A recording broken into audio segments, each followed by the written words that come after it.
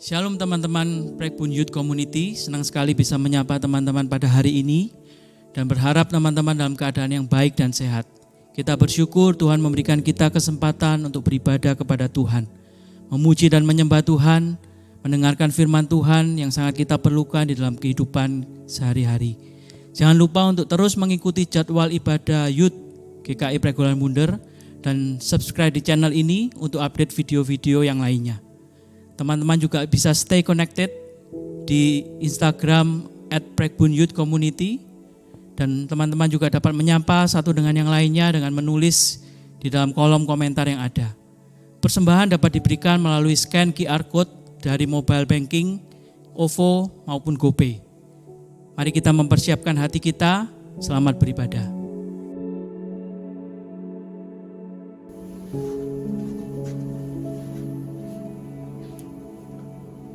Selamat pagi saudara yang dikasihi oleh Tuhan. Mari kita memulai ibadah kita pada hari ini. Ibadah kita pada hari ini dimulai dengan sebuah keyakinan bahwa sesungguhnya pertolongan kita datangnya dari Allah yang mencipta langit dan bumi. Turunlah kiranya atas kita sekalian anugerah dan damai sejahtera dari Tuhan kita Yesus Kristus. Penyertaan Allah Roh Kudus menyertai kita sekalian. Amin. Haleluya.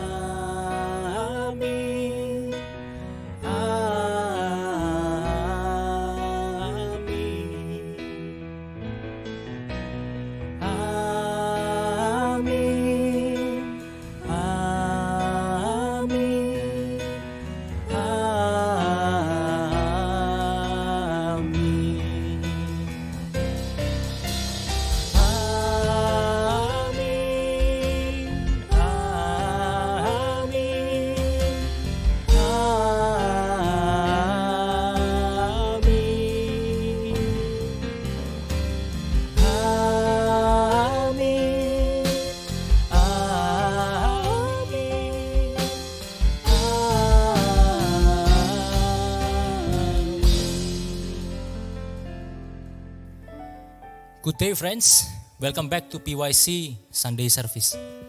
Teman-teman, hari ini COVID masih juga belum berakhir ya. Vaksinasi juga baru 4-5% lah dari 270 juta masyarakat. Dan gak hanya itu, masih ada yang lain-lain juga, bencana di NTT, kasus kapal selam, dan mungkin teman-teman ada beberapa yang mengalami duka yang lainnya. Teman-teman, tapi aku hari ini ingin ajak semua kita, jangan sampai hal itu merenggut sukacita dalam hidupmu.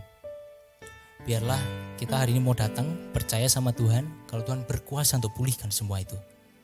Oke? Seperti Daud katakan dalam Mazmur, pujilah Tuhan hai jiwaku dan pujilah namanya yang kudus hai segenap jiwaku. Yuk kita mau bangkit berdiri, kita mau pujikan nama Tuhan. Sebab Dialah yang berkuasa atas hidup kita dan kita mau tinggikan namanya. Oke? Satu alasan.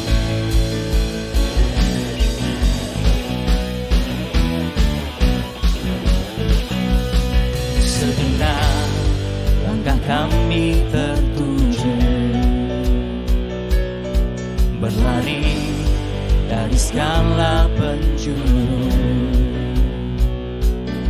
mendekat kepada Sang Penebus, dapati sinar terang yang kudus. Oh Yesus, oh Yesus, Kau berkuasa untuk selamanya.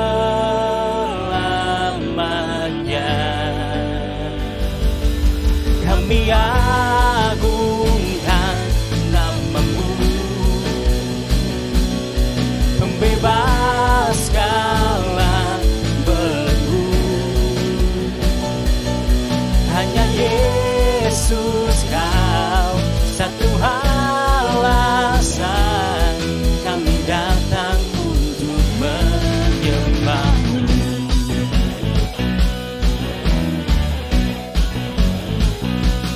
Segala ikatan telah terbuka dan setiap dosa telah kau hancurkan. Karena hanya kau sang penebus, sucikan dengan cahaya terangmu. Oh Yesus, oh Yesus, kau berkuasa untuk selamanya.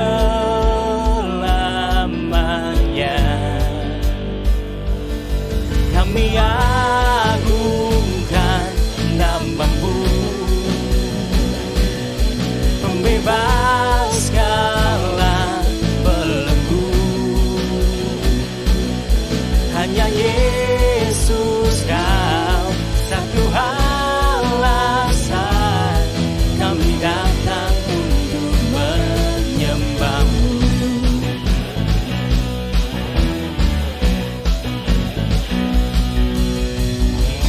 Kau Yesus Tuhan yang berkuasa, tiada yang lain, tiada yang lain.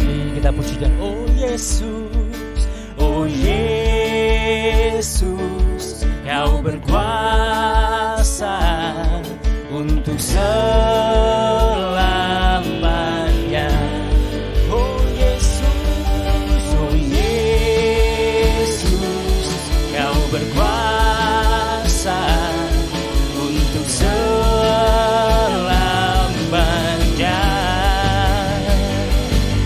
Kami agungkan namamu, pembebas, pembebas segala belenggu. Hanya Yesus kau satu alasan kami datang untuk menyembahmu.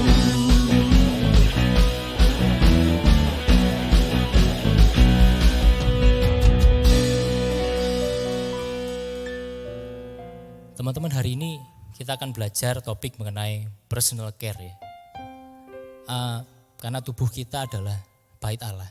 Dan personal care di sini bukan hanya bicara mengenai kekudusan, tapi juga bicara hal-hal yang sederhana seperti menjaga berat badan dan ya itulah ya pokoknya. Teman-teman, ternyata gak jaga berat badan itu juga dosa loh ya. Aku kasih contoh ya. Sederhananya adalah misalkan kamu makan sembarangan dan akhirnya kamu jadi gemuk, terus kamu akhirnya jadi penyakitan, ya kan? Atau mungkin bagi kamu yang cewek, kamu udah jarang mandi, ya toh, nggak tahu sisiran, itu juga dosa teman-teman. Mungkin bukan dosa yang secara langsung, tapi ketika ada orang lain yang melihatmu dan dia berpikir bahwa, ih orang Kristen kok gitu ya, kamu sebetulnya sudah menjadi batu sandungan buat dia, dan itu yang nggak Tuhan mau. Teman-teman, banyak hal yang kita lakukan mungkin kita sadar nggak sadar itu mendukakan hati Tuhan. Padahal itu sudah merupakan tanggung jawab kita. Dan untuk itu kita mau gunakan waktu ini sekarang. Kita mau coba flashback lagi, Tuhan kira-kira apa sih yang harus aku perbaiki lagi supaya aku bisa hidup memuliakan nama-Mu. Mari kita ambil momen kita sejenak. Kita ambil saat teduh. Kita mau mendekatkan diri ke Tuhan.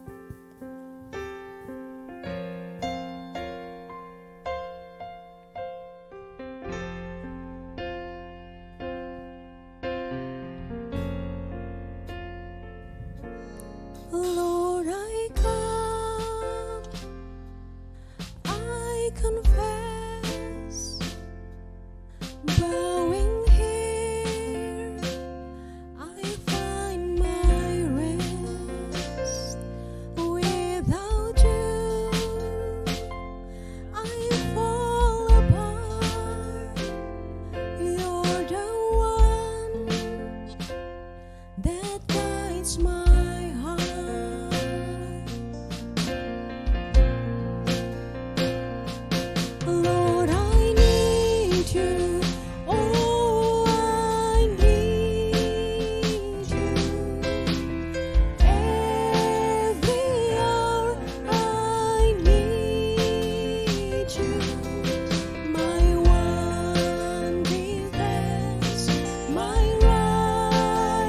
righteousness. Oh God, how I need you. Mari kita pujikan lagu ini bersama-sama. When sins runs deep, your grace is more. Where grace is found is where you are, and where you are, Lord, I am free. Holiness is Christ in me.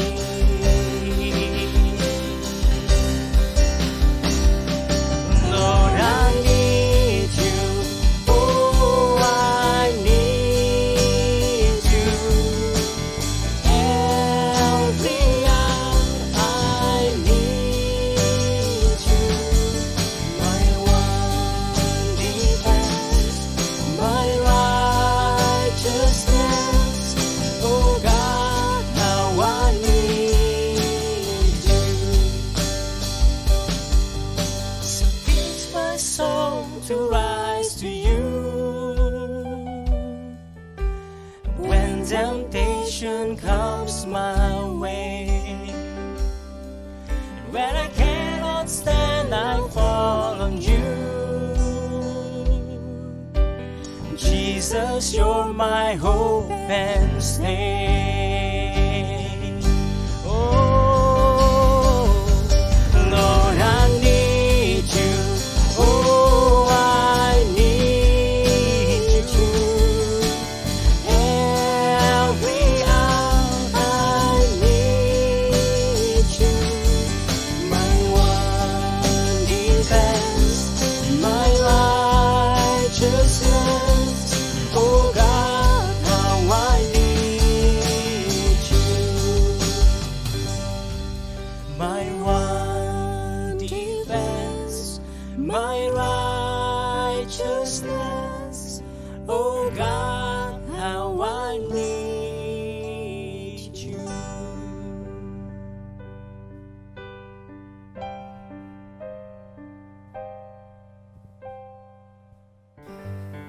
Teman-teman, aku percaya bahwa setiap kita diciptakan dengan sebuah tujuan.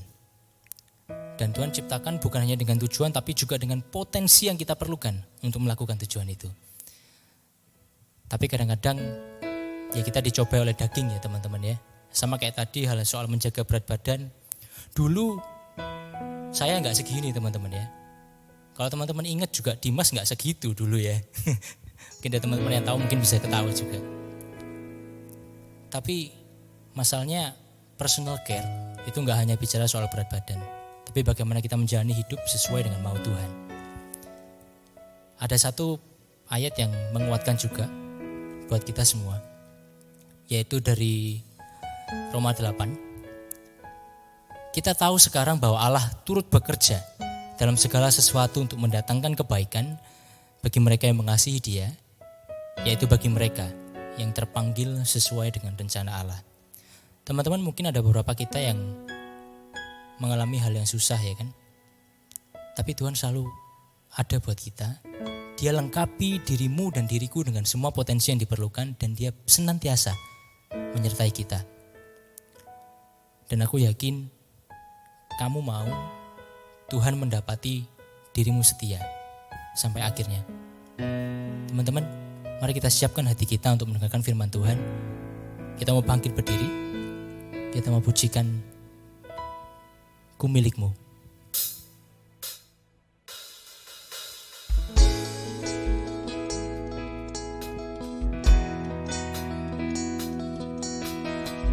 Tuhan tahu masalahmu teman-teman. Datanglah kepada Tuhan.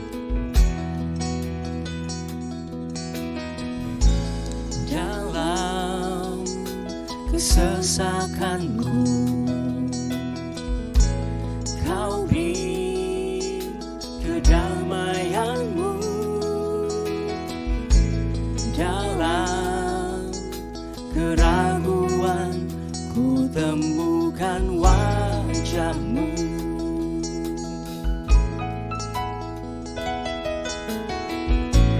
Karena pengorbananmu,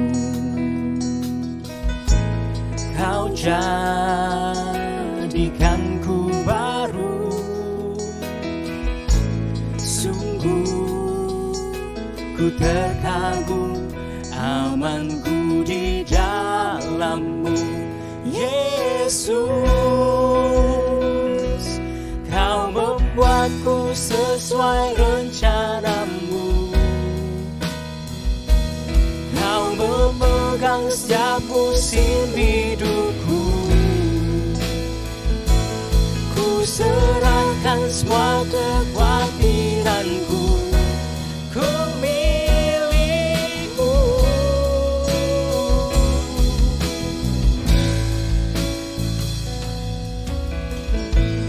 Karena pengorbanan-Mu, Kau jadikanku baru. Sungguh ku terkagum, amanku di dalam-Mu, Yesus. Kau membuatku sesuai rencana-Mu. Kau memegang setiap musim hidupku. Ku serahkan semua kekhawatiranku. Ku milik-Mu.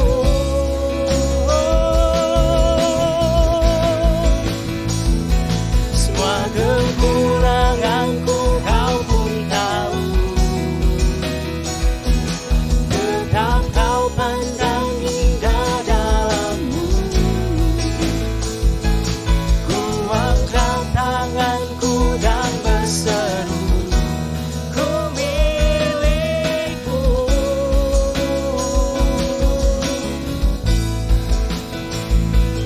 I am yours now forever.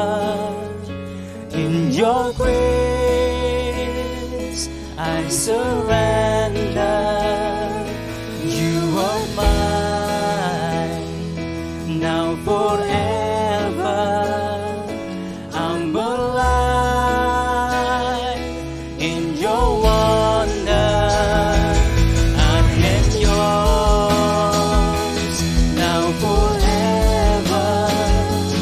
In your grace I surrender.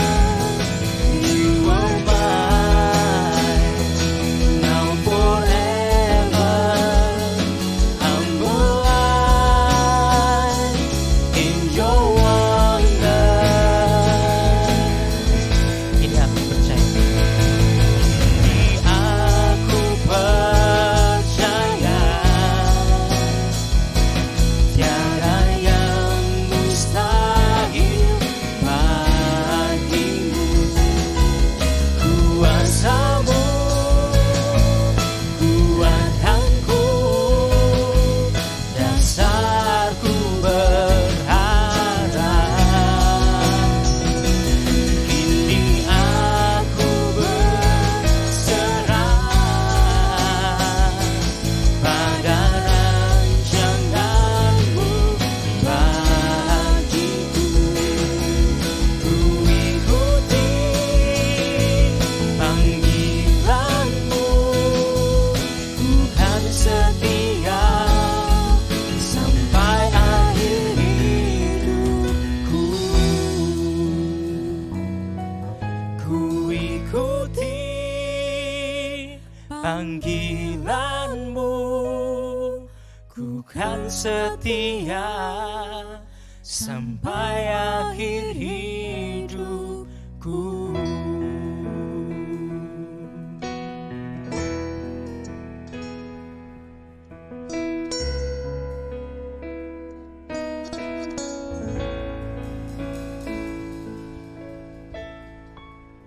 Saudara, tiba saatnya kita membaca dan mendengarkan firman Tuhan. Mari kita berdoa terlebih dahulu. Tuhan, terima kasih untuk hari ini kami boleh bersama-sama bersekutu kembali. Sebagai satu tubuh Kristus, kami rindu ya Tuhan, Engkau yang berbicara kepada kami semua di tempat kami masing-masing. Firman-Mu itu adalah firman yang hidup, yang sanggup menopang kehidupan kami setiap hari. Kami mau belajar taat, kami mau belajar tunduk kepada firman-Mu. Dan terlebih ya Tuhan, tolong kami supaya kami boleh bersama melakukan firman-Mu ini di dalam hidup kami. Di dalam nama Tuhan kami Yesus kami berdoa. Amin. Nah, saudara-saudara yang dikasihi oleh Tuhan, pembacaan Alkitab kita pada hari ini diambil di dalam kitab 1 Korintus, pasal yang ke-6, ayat yang ke-19, sampai ayat yang ke-20. 1 Korintus pasal yang ke-6, ayat 19 sampai 20, demikian bunyi firman Tuhan.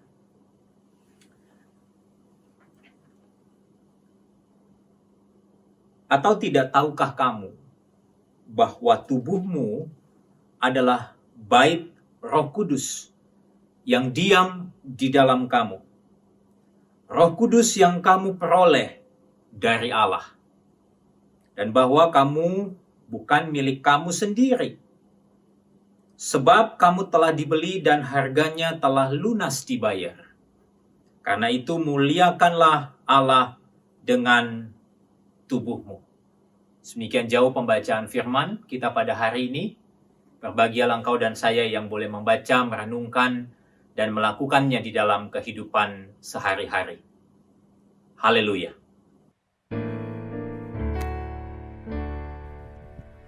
Haleluya, haleluya, haleluya.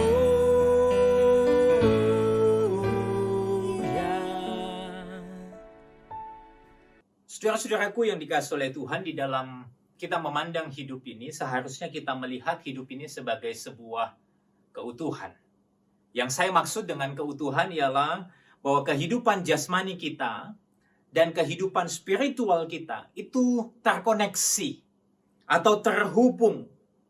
Nah, saya ambil contoh misalnya di dalam konteks kita hidup sehari-hari atau bekerja, dan di dalam konteks kita beribadah.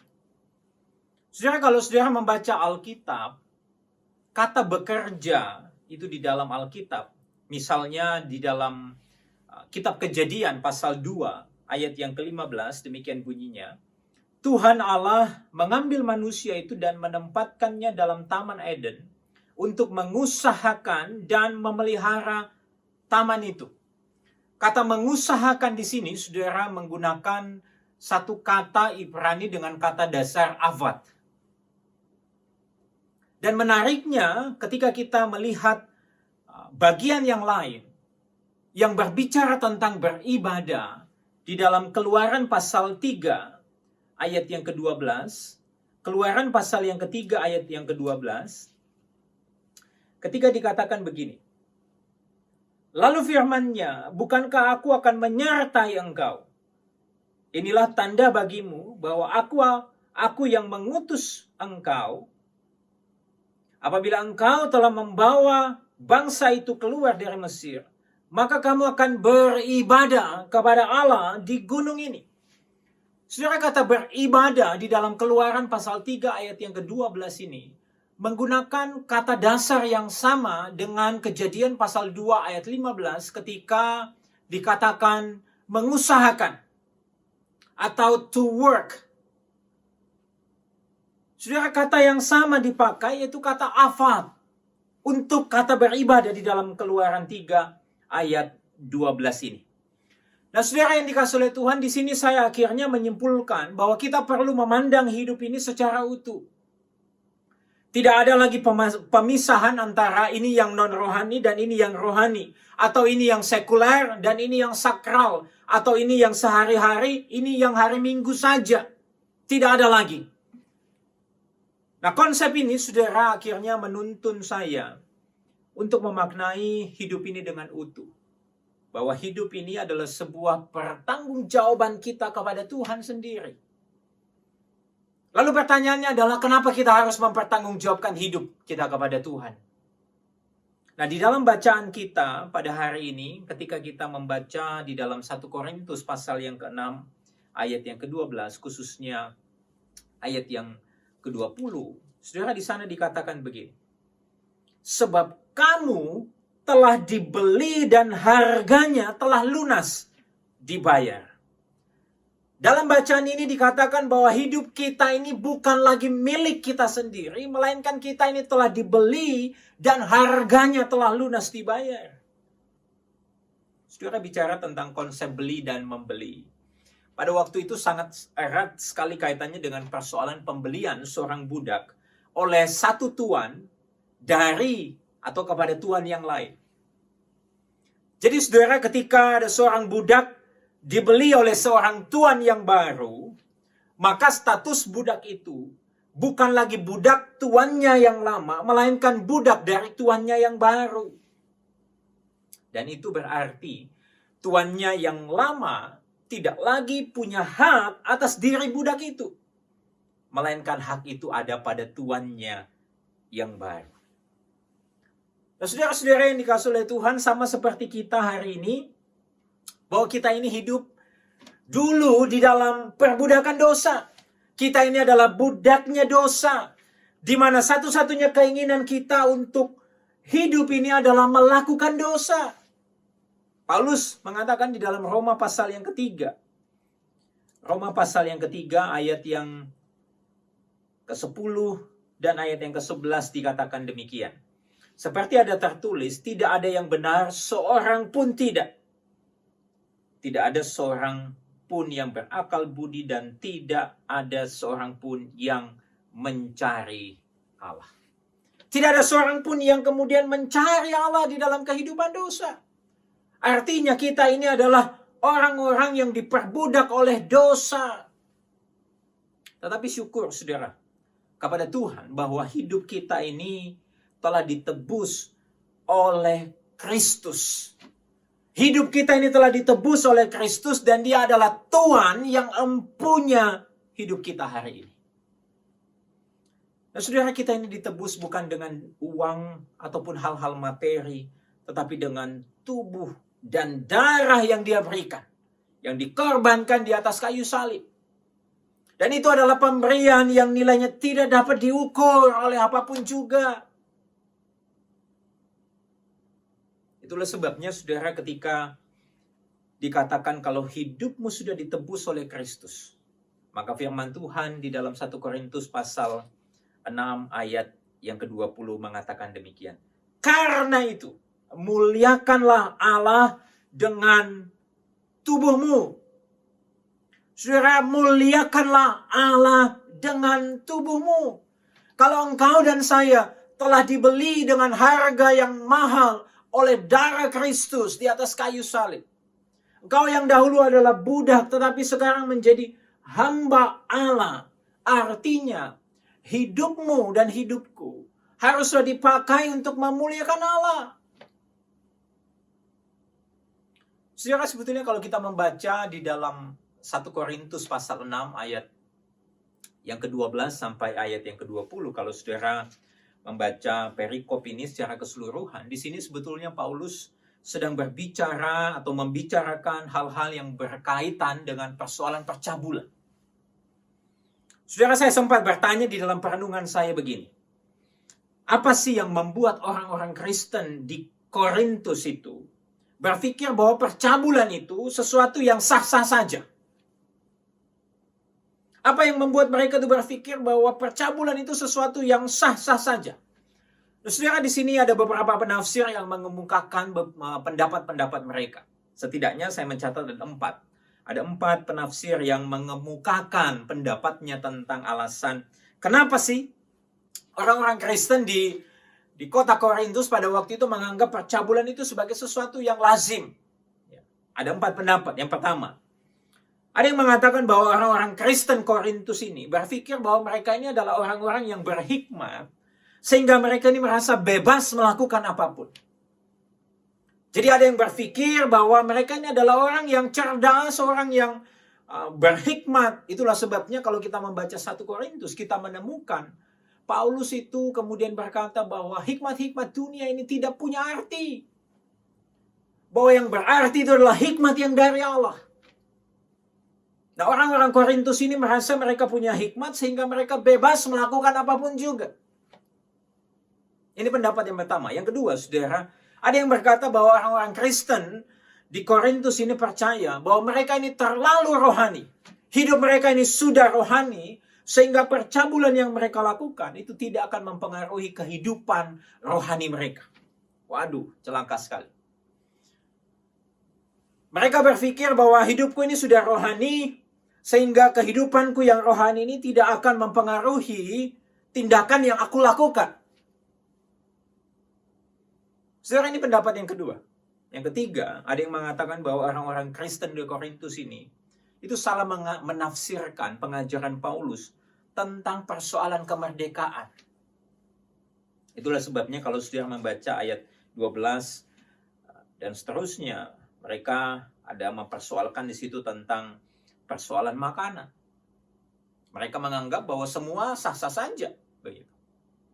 Tetapi Paulus mengatakan di dalam ayat yang ke-12 misalnya, segala sesuatu halal bagiku tetapi bukan semuanya berguna. Bahwa mereka setelah percaya, mereka merasa bahwa mereka bebas untuk melakukan apa saja. Termasuk di dalamnya bebas melakukan percabulan. Lalu yang keempat, saudara. Ada yang berpendapat bahwa ketika Paulus berbicara kepada jemaat di Korintus ini, lawan bicara daripada Paulus ini adalah kaum-kaum elit, orang-orang kaya yang punya kuasa dan punya uang. Yang dimana orang-orang kaya ini seringkali mengundang atau mengadakan sebuah pesta dan mengundang kerabat atau klien mereka untuk makan di dalam sebuah perjamuan di rumah-rumah mereka. Dan setelah mereka makan bersama, para kerabat ini, para tamu ini kemudian disodorkan oleh sang tuan rumah atau kaum-kaum elit pada waktu itu yang mengadakan pesta itu menyodorkan pelacur-pelacur untuk melayani mereka. Nah, saudara, ini 4 pandangan yang menarik sekali bagi saya, sekalipun mereka memberikan sudut pandang yang berbeda masing-masing. Tetapi ini memberikan sebuah pencerahan kepada saya di dalam konteks keadaan masa kini, saudara. Di mana seringkali kehidupan orang Kristen itu dipenuhi dengan berjuta alasan untuk apa? Untuk membenarkan perilaku atau tingkah laku hidup mereka yang sebetulnya tidak berkenan kepada Tuhan. Nah, saudara, saya menemukan 2 persoalan umum yang saya temui di masa kini. Yang pertama, saudara, adanya anggapan bahwa karena saya sudah selamat, maka saya nggak apa-apa kalau hidup dalam dosa. Saya ulangi, saudara. Ada yang beranggapan kalau saya ini sudah diselamatkan, maka nggak apa-apa kalau saya hidup dalam dosa. Toh nanti kalau saya berdosa, saya bisa minta ampun. Kan Alkitab juga bilang begini, kalau dosa ya diakui di hadapan Tuhan, nanti engkau akan diampuni. Saudara, permisi, saya ingin mengatakan kepada saudara begini. Kehidupan yang dimerdekakan dari dosa bukan berarti kita merdeka untuk hidup semaunya. Saudara, catat baik-baik perkataan ini. Bahwa kehidupan yang sudah dimerdekakan dari dosa itu bukan berarti kita merdeka untuk hidup semaunya. Kemerdekaan, keselamatan yang Tuhan beri kepada kita, itu artinya apa? Ketaatan total kepada maunya Tuhan. Lalu saya juga mau katakan kepada saudara begini. Orang-orang Kristen yang berpikir bahwa dirinya sudah selamat maka hidup dalam dosa itu nggak apa-apa, itu adalah orang-orang yang sejatinya tidak memahami tentang betapa mahalnya hidup baru yang diberikan oleh Tuhan kepada dirinya. Ini adalah orang-orang Kristen yang memandang anugerah itu sebagai anugerah yang gampangan atau murahan. Kalau saya meminjam istilah dari seorang teolog yang bernama Wayne Grudem, maka ini bisa disebut sebagai unconverted evangelicals. orang-orang yang sudah menerima Injil tetapi sesungguhnya tidak memiliki pertobatan yang sungguh-sungguh di dalam kehidupan mereka. Lebih lanjut, saudara, Wayne Grudem pernah mengatakan sebuah kalimat yang kira-kira terjemahannya begini. Sebuah pola kehidupan yang konsisten untuk tidak taat kepada Kristus, yang dibarengi dengan ketiadaan tanda-tanda daripada buah roh, seperti kasih, sukacita, pengendalian diri, dan seterusnya. Itu adalah sebuah tanda awas bahwa orang itu sesungguhnya bukanlah orang Kristen yang sudah diubahkan dari dalam. Itulah sebabnya saya juga melihat bacaan di dalam surat 1 Yohanes misalnya. Surat 1 Yohanes pasal yang kedua, ayat yang keempat. 1 Yohanes pasal 2, ayat yang keempat mengatakan begini. Barang siapa berkata, aku mengenal dia, tetapi ia tidak menuruti perintahnya, ia adalah seorang pendusta, dan di dalamnya tidak ada kebenaran. Barang siapa yang berkata, aku mengenal dia, aku mengenal Allah, aku mengenal Kristus, tetapi ia tidak menuruti perintahnya, ia adalah seorang pendusta, dan di dalamnya tidak ada kebenaran. Dengan kata lain, saudara, kalau engkau sudah percaya kepada Yesus sebagai satu-satunya juru selamat di dalam hidupmu, seharusnya kehidupan di dalam dosa itu bukanlah sesuatu yang engkau sukai lagi. Melainkan engkau benci itu, engkau ingin tinggalkan dengan sungguh-sungguh, dan engkau ingin membuangnya. Tapi barang siapa yang berkata, aku sudah percaya Yesus, tetapi hidupnya di dalam dosa, dia terus berkanjang di dalam dosa, bahkan bertahun-tahun, dia tidak melepaskan diri daripada dosa itu. Saya khawatir sekali. Hidup orang yang seperti ini adalah hidup orang yang sesungguhnya tidak diubahkan dari dalam. Itu sebabnya, saudara, saya ingin mengajak saudara untuk berkaca kepada diri saudara sendiri. Lihat, saudara, diri saudara, apakah hidup saudara masih berkanjang? Apakah saudara masih berkanjang hidup di dalam dosa? Apakah saudara masih terus jatuh di dalam dosa yang sama selama bertahun-tahun? Dan tidak ada keinginan untuk meninggalkan dosa itu. Tidak ada keinginan untuk melawan dosa itu. Tidak ada kekuatan, tidak ada keinginan untuk berkata tidak kepada dosa itu. Kalau demikian, saudara, saya rasa saudara perlu datang kepada Allah dengan sungguh-sungguh. Bertekuk lutut di hadapannya, minta ampun sungguh-sungguh. Dan berkata, Tuhan, ampuni aku. Aku nggak mau lagi melakukan itu. Tolong aku.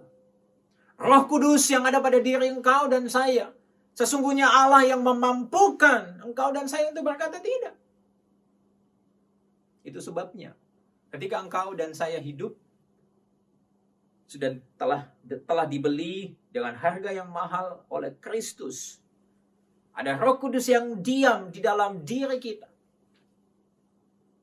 yang sesungguhnya sanggup menjaga hidup kita untuk berkenan kepada Allah.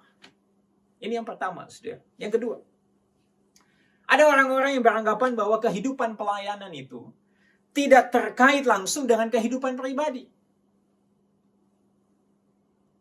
Bahwa kehidupan pelayanan ini tidak terkait dengan kehidupan pribadi. Nah, saya sering mendapati bahwa kehidupan para pelayan yang jauh daripada kehidupan yang namanya kekudusan. Mereka bisa menjadi pelayan di hari Minggu, tetapi di hari lain hidupnya tidak karuan, saudara. Saya ambil contoh sederhana begini. Sebagai seorang hamba Tuhan, kehidupan saya setiap hari ini sangat terkait dengan kehidupan pelayanan saya. Ya, jadi sebagai seorang hamba Tuhan, kehidupan sehari-hari saya itu sangat terkait dengan kehidupan pelayanan saya.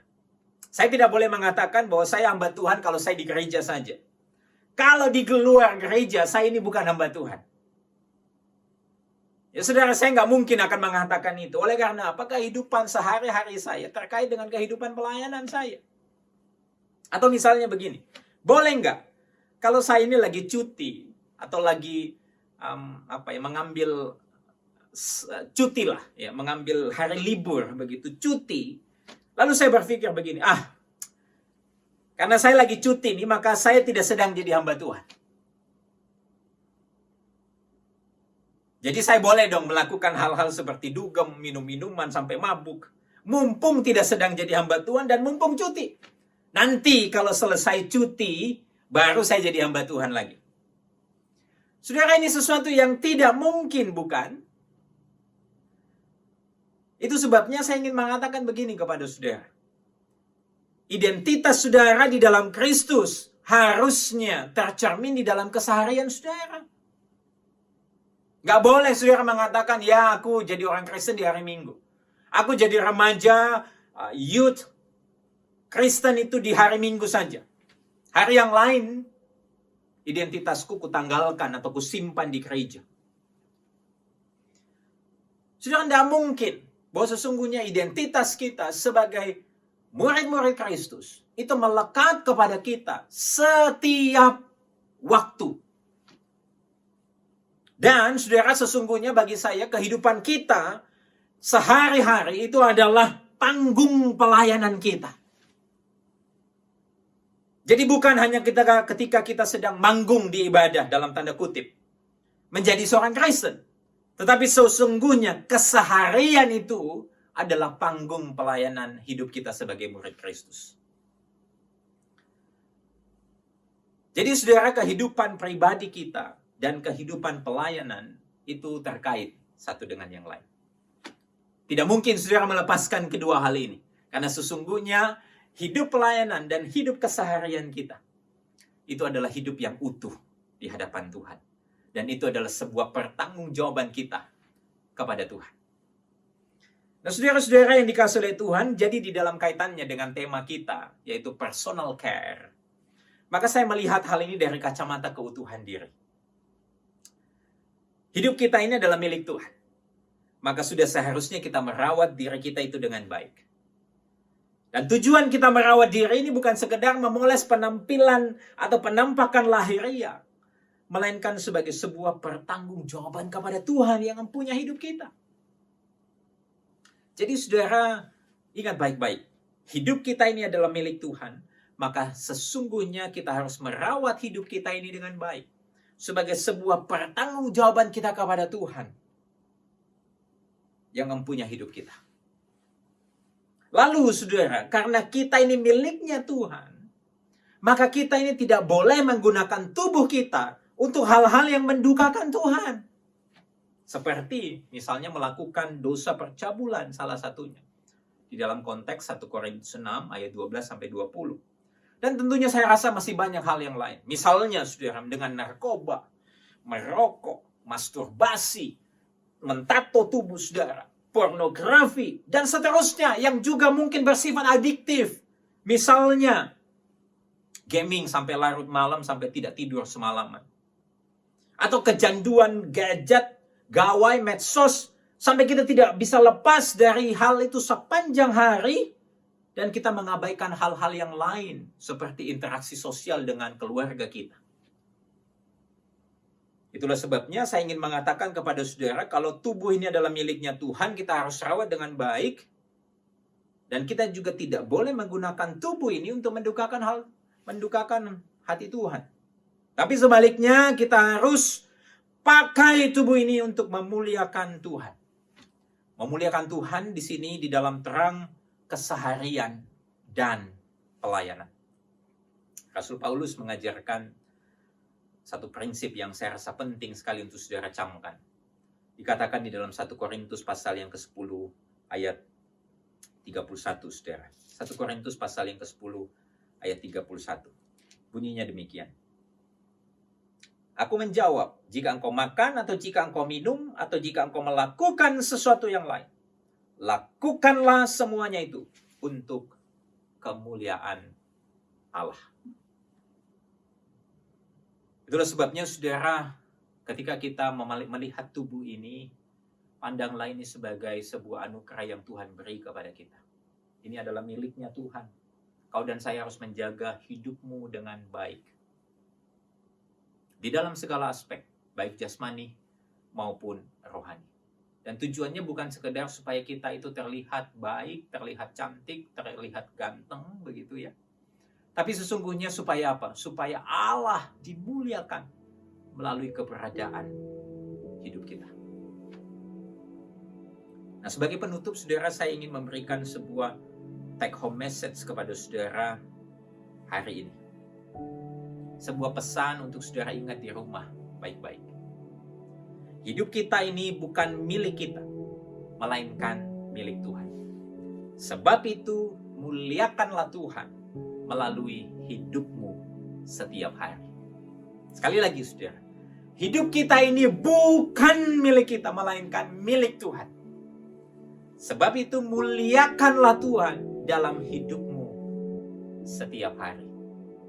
Semoga Tuhan memberkati saudara. Mari kita tunduk kepala kita, berdoa. Tuhan, terima kasih untuk firman-Mu bagi kami pada hari ini. Kau melalui firman-Mu menolong kami untuk melihat kehidupan kami sebagai sebuah keutuhan. Bahwa keseharian kami juga merupakan pelayanan kami. Dan pelayanan kami kiranya itu boleh tercermin lewat keseharian hidup kami.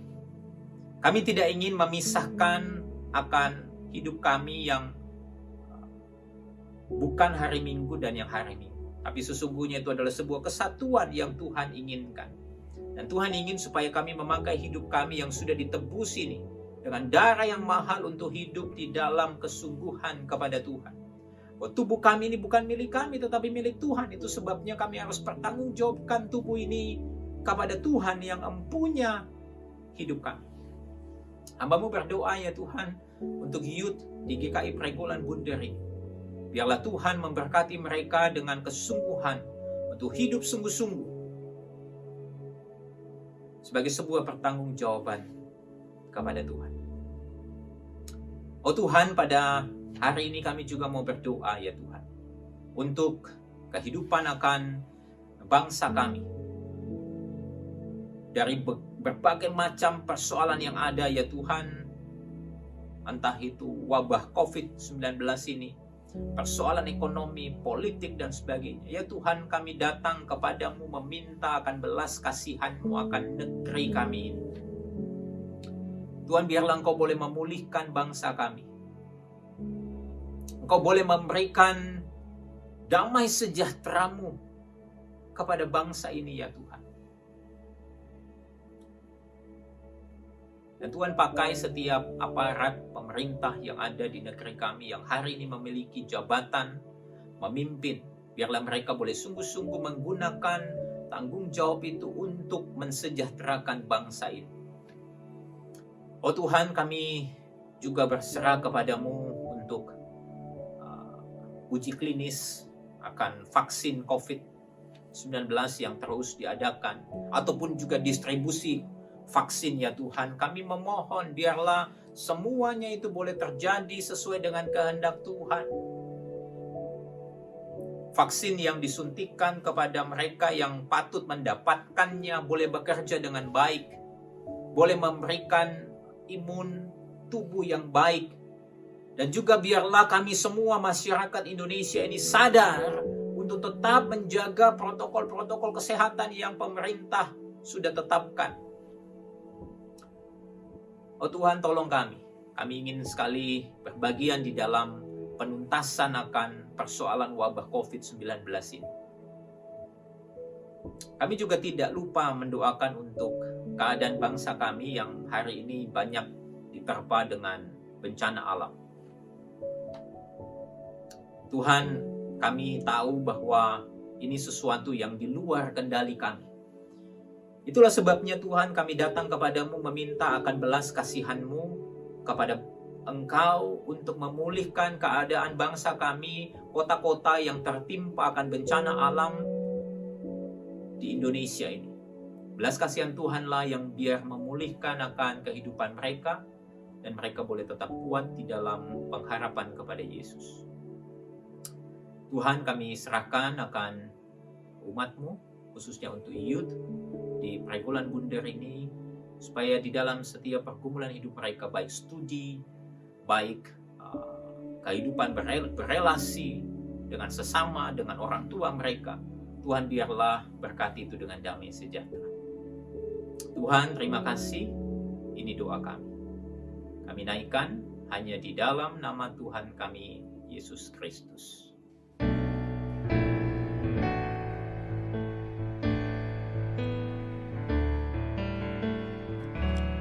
Bapa kami yang ada di sorga,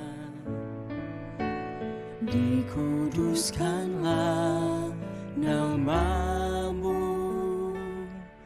datanglah kerajaan-Mu, jadilah kehendak-Mu di bumi seperti di sorga. Beri kami hari ini makanan yang secukupnya, ampuni salah kami seperti kami ampuni yang bersalah pada kami. Jangan bawa kami dalam pencobaan, melainkan lepaskan kami dari yang jahat. Sebab Kaulah yang punya kerajaan dan kuasa dan kemuliaan sampai selama-lamanya. Amin.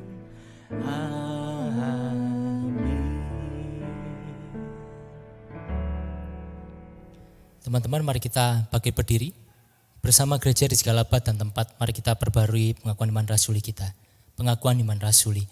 Aku percaya kepada Allah, Bapa yang Maha Kuasa, Khalik langit dan bumi, dan kepada Yesus Kristus, anaknya yang tunggal Tuhan kita, yang dikandung daripada Roh Kudus, lahir dan darah Maria, yang menderita sengsara di bawah pemerintahan Pontius Pilatus, disalibkan, mati dan dikuburkan, turun dalam kerajaan maut. Pada hari yang ketiga, bangkit pula dari antara orang mati, naik ke surga, duduk di sebelah kanan Allah, Bapa yang Maha Kuasa, dan dari sana ia akan datang untuk menghakimi orang hidup dan yang mati. Aku percaya kepada Roh Kudus, gereja yang kudus dan am, persekutuan orang kudus, pengampunan dosa, kebangkitan orang mati dan hidup yang kekal. Amin. Teman-teman, ayat persembahan kita diambil dari Roma 1, ayat 1 sampai 2. Karena itu saudara-saudara, demi kemurahan Allah, aku menasihatkan kamu supaya kamu mempersembahkan tubuhmu sebagai persembahan yang hidup, yang kudus dan yang berkenan kepada Allah. Itu adalah ibadahmu yang sejati. Dan gak berhenti di situ ya teman-teman ya.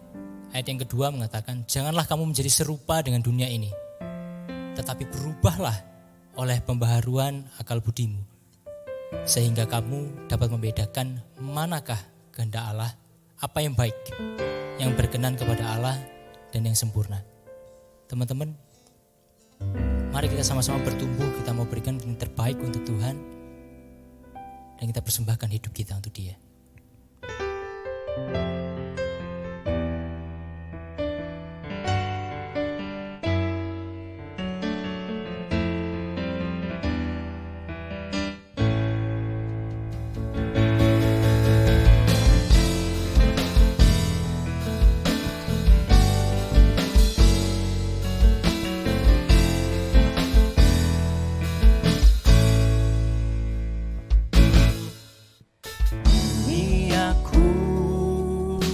Semua milikku ku serahkan padamu, oh Tuhan. Penyesalan dan kebanggaan, suka dan duka, semua ku serahkan. Yang telah lalu, yang akan datang, hasrat dan harapan yang terbayang, masa depan dan rencanaku serahkan dalam tangan-Mu. Ku persembahkan hidupku kepadamu Tuhan, kemuliaan-Mu ku berikan hidup ini sebagai persembahan yang berkenan padamu.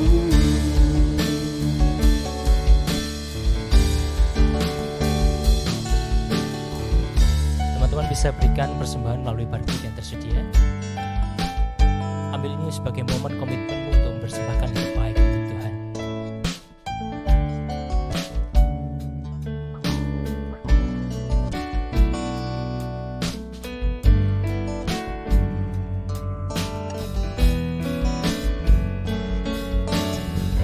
Kita pujikan kasih-Mu.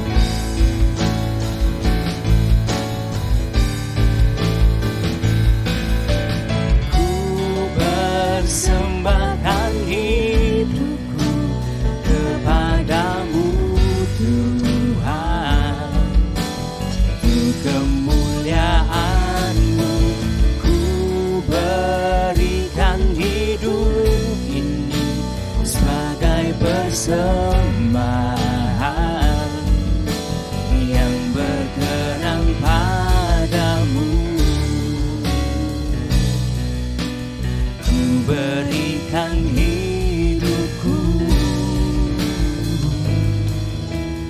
kepadamu Tuhanku. Mari kita satu dalam doa. Tuhan, ini adalah persembahan kami. Ajarlah kami untuk memberikan hidup kami Tuhan sebagai persembahan yang hidup, yang kudus dan berkenan di hadapan-Mu. Terima kasih Tuhan, kami mengucap syukur. Amin. Teman-teman, Dwight L. Moody mengatakan, "A man ought to live so that everybody knows that he is a Christian." Ini powerful banget teman-teman. Ya, setiap kita harus menjalani hidup kita sampai setiap orang lain itu tahu bahwa kita adalah seorang Kristen. Teman-teman, kita sudah dengar khotbah hari ini ya. Rawatlah dirimu dengan baik, jadilah versi terbaik dirimu. Jadilah yang paling ganteng, paling cantik, apapun semuanya. Bukan untuk pamer, tapi untuk menghidupi panggilanmu sesuai dengan potensi yang Tuhan berikan padamu. Teman-teman, ini adalah amanat agung dari Tuhan. Jadikan seluruh bangsa muridnya. Mari kita bangkit berdiri teman-teman. Kita mau pujikan, bukan bangkit.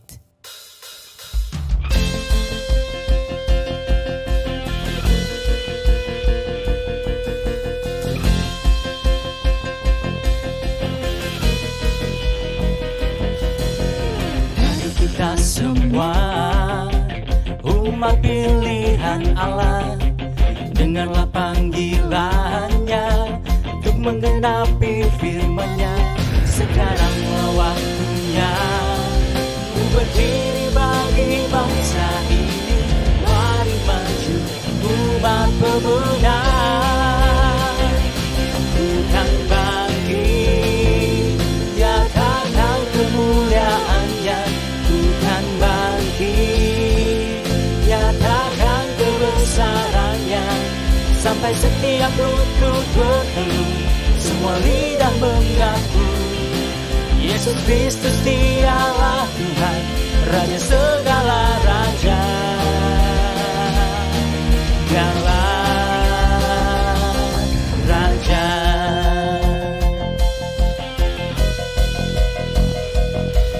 Kita pujikan lagu yang dari baiknya lagi. Mari kita semua umat pilihan Allah, dengarlah panggilannya untuk menggenapi firman-Nya. Sekaranglah waktunya untuk berdiri bagi bangsa ini. Mari maju umat pemenang. Bukan bangkit, nyatakan kemuliaan-Nya. Bukan bangkit,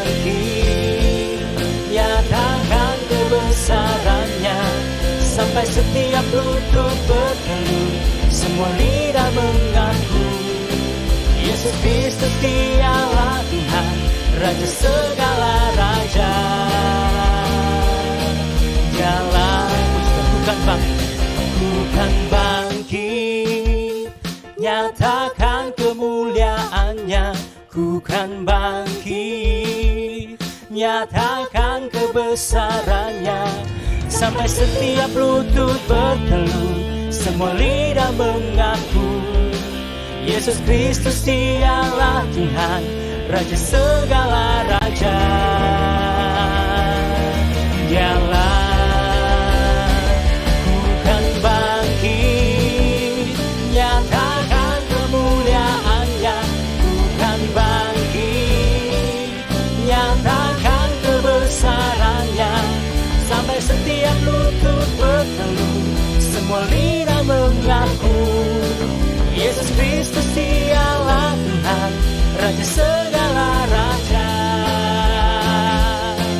Dialah Raja.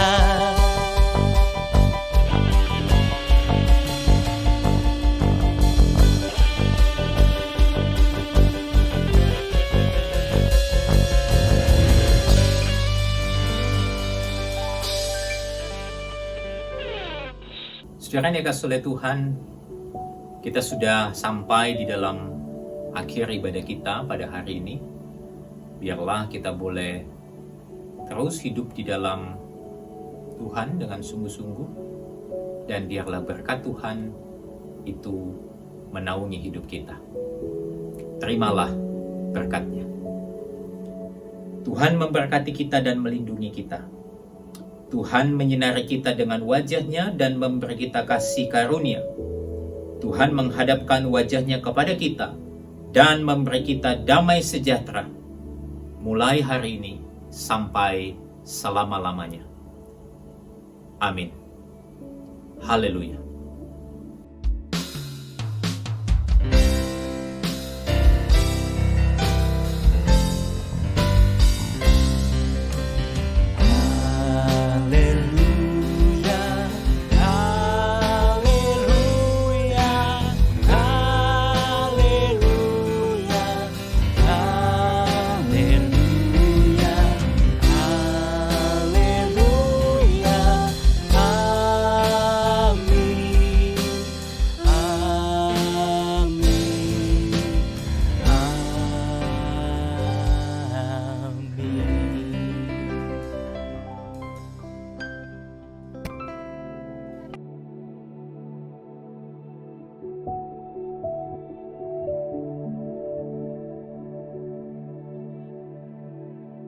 Selamat hari Minggu, Tuhan memberkati.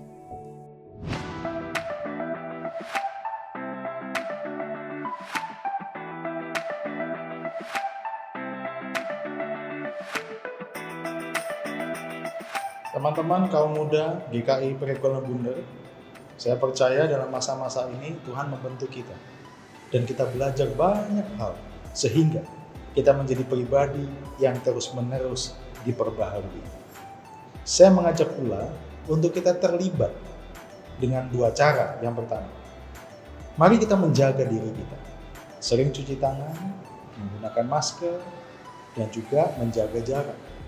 Ini menjadi bentuk kita untuk kita bisa ikut di dalam kegerakan menjaga diri. Yang kedua, mari kita tetap berdoa untuk bangsa dan negara kita, untuk mereka yang melayani secara medis, mereka yang juga bekerja 24 jam sebagai gugus tugas paling depan untuk mengatasi COVID-19 ini.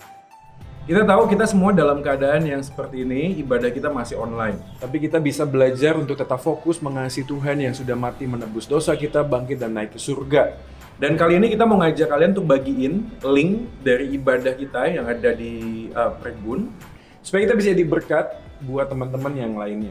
Dan teman-teman juga bisa bagiin link Prekbun Podcast. Nah, di sana kita bisa belajar renungan harian, belajar tentang firman Tuhan, dan tetap bertumbuh di dalam kondisi yang sulit seperti ini.